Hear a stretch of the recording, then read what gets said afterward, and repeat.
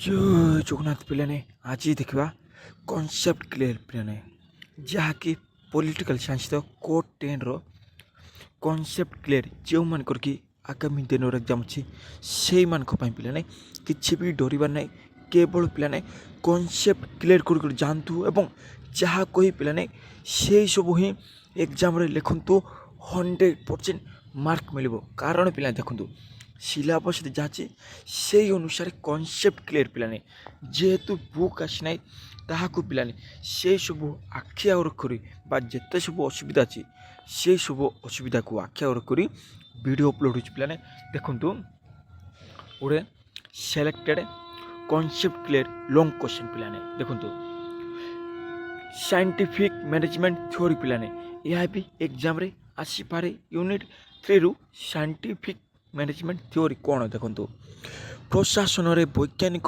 परिचालना तत्व जहाँ टेलरिज्म जहाँ टेलरिज्म मध्य कहुए 19तम शताब्दीर शेष भाग में फ्रेडरिक विलियम बा फ्रेडरिक जहाँ कहुए फ्रेडरिक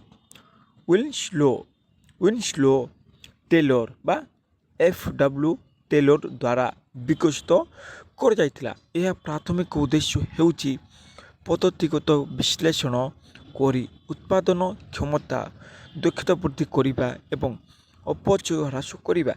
कार्य प्रभाव कौन देखु वैज्ञानिक परिचालनार मुख्य नीति एवं वैशिष्ट्य गुड़िक दि जाइए। अंगूठी नियम बदल विज्ञान पारंपरिक पद्धति बदल वैज्ञानिक पद्धति समय एवं गति अध्ययन व्यवहार करिबा। वैज्ञानिक चयन एवं तालीम कर्मचारी मानकु सेमानक संभावना अनुसार चयन करिबा एवं सेमानकु निर्दिष्ट पाए कार्य पाई तामिल देवा।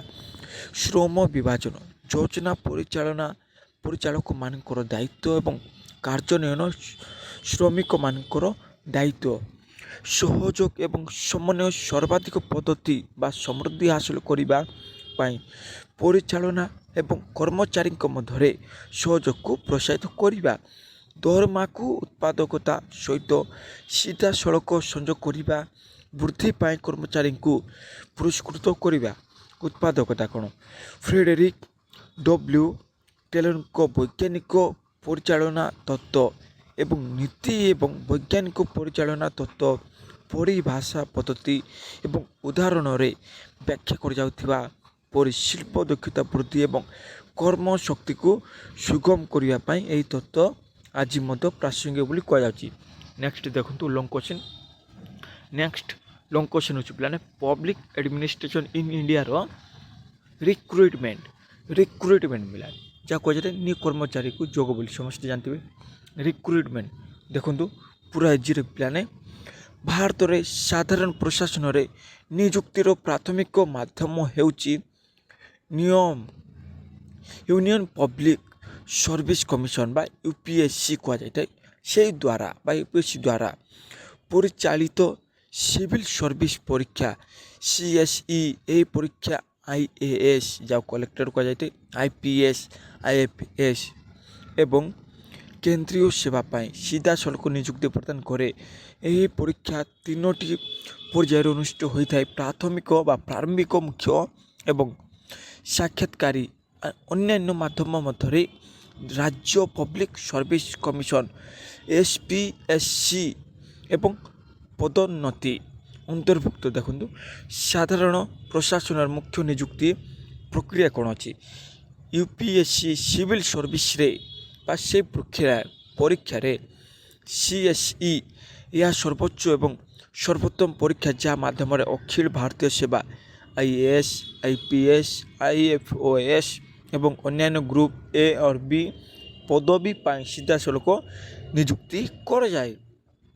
राज्य लोक सेवा बा राज्य लोक सेवा आयोग SPSE राज्य सरकार आयोग गुड़िक जेपरिक UPPS बा UPPCS UPPCS BPSE RAS राज्य स्तर रे प्रशासनिक पदवी पाई नियुक्ति दियंती।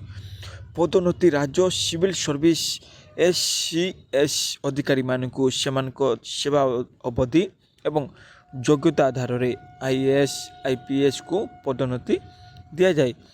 ବାର୍ଷିକ ପ୍ରବେଶ ଘରୋଇ କ୍ଷେତ୍ର କିମ୍ବା ଶିକ୍ଷା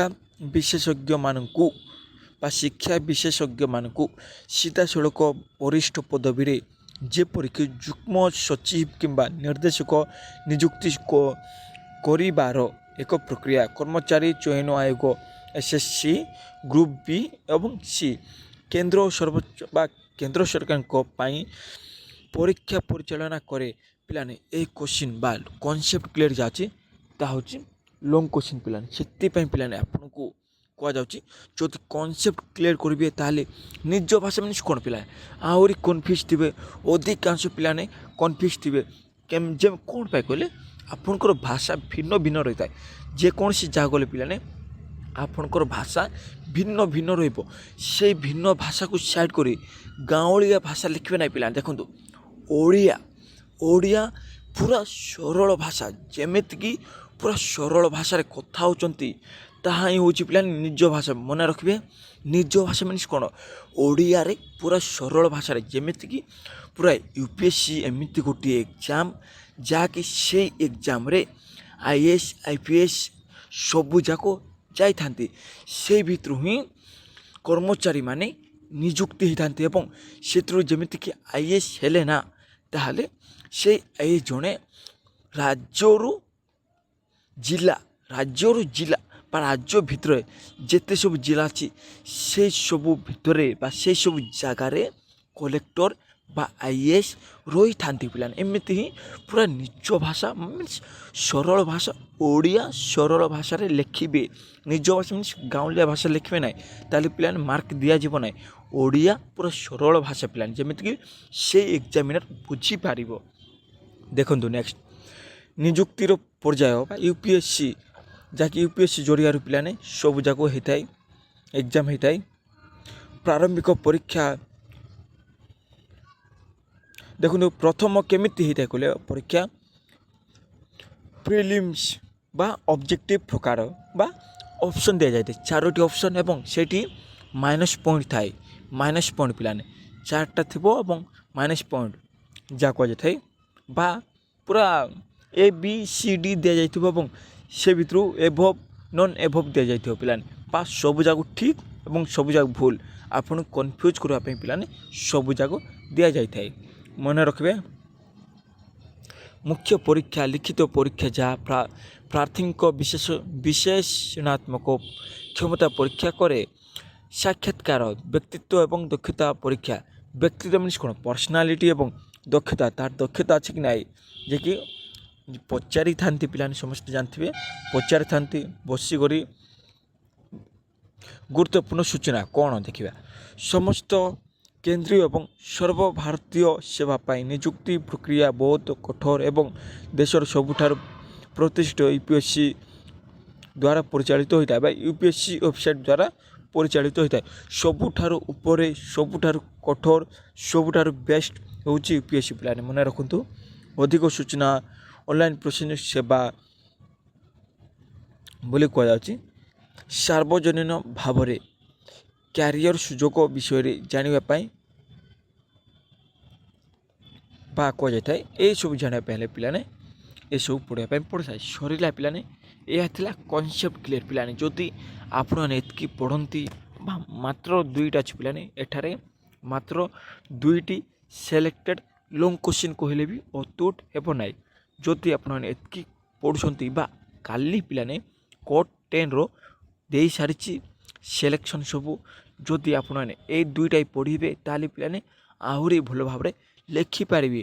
ଏବଂ ଆପଣମାନଙ୍କ ଫ୍ରେଣ୍ଡସ୍କୁ ଅଧିକରୁ ଅଧିକ ସେୟାର କରନ୍ତୁ ଏବଂ ଯେଉଁମାନଙ୍କର ଏକ୍ଜାମ୍ ହେଇନାହିଁ ସେଇମାନଙ୍କ ପାଇଁ ପିଲାମାନେ ଦେଖି ନିଅନ୍ତୁ ଏବଂ ଏକ୍ଜାମ୍ ବେଷ୍ଟ କରନ୍ତୁ ପିଲାମାନେ। ଏବଂ ଯଦି ଆପଣମାନେ ପଢ଼ିବେ ତାହେଲେ ଆପଣଙ୍କର ଏକ୍ଜାମ୍ ବେଷ୍ଟରୁ ବେଷ୍ଟ ହେବ। ଆପଣମାନଙ୍କ ଫ୍ରେଣ୍ଡସ୍କୁ ସେୟାର କରନ୍ତୁ ଓ ତା ସହିତ ଶେଷରେ ସବସ୍କ୍ରାଇବ୍ କରନ୍ତୁ ପିଲାମାନେ। ଯଦି ପିଲାମାନେ ଏବେରୁ ହିଁ ପଢ଼ିବେ ତାହେଲେ ହିଁ ପିଲାମାନେ ଆପଣ ଭଲ ସ୍କୋର କରିପାରିବେ। ଯଦି ପଢ଼ିବେ ନାହିଁ, ଆଶା ରଖିବେ ହଁ ମୁଁ ଭଲ ସ୍କୋର କରିବି, ତାହେଲେ କେବେ ବି ହେଇପାରିବ ନାହିଁ, ପସିବଲ୍ କେବେ ନୁହେଁ ପିଲାମାନେ। ଦେଖନ୍ତୁ କର୍ମ କରିଲେ କର୍ମ ମିଳିବ ମିନ୍ସ କ'ଣ, କର୍ମ କରିଲେ ଫଳ ମିଳିବ ପିଲାମାନେ। କର୍ମ ମିନ୍ସ କ'ଣ, କାମ, ଯେମିତି କାମ କରିବେ ସେମିତି ଫଳ ମିଳିବ ବା ସେମିତି ସକ୍ସେସ୍ ମିଳିବ ବୋଲି କୁହାଯାଇଥାଏ ପିଲାମାନେ। ଯଦି ଭଲ ମିନ୍ସ ଏଠାରେ ବୁଝନ୍ତୁ, ଯଦି ପଢ଼ିବେ ତାହେଲେ ସୁନିଶ୍ଚିତ ହିସାବରେ ଯେମିତି ହେଲେ ବି ମାର୍କ ମିଳିବ ହିଁ ମିଳିବ ପିଲାମାନେ। ଏବଂ ତା ପାଇଁ ବି ସହଜ ଭାଷାରେ କୁହାଯାଇଛି, ପୁରା ଇଜି ମାତ୍ରାରେ ଲେଖିଦେବେ, କିଛି ବି କଷ୍ଟ ହେବ ନାହିଁ। ଜୟ ଜଗନ୍ନାଥ।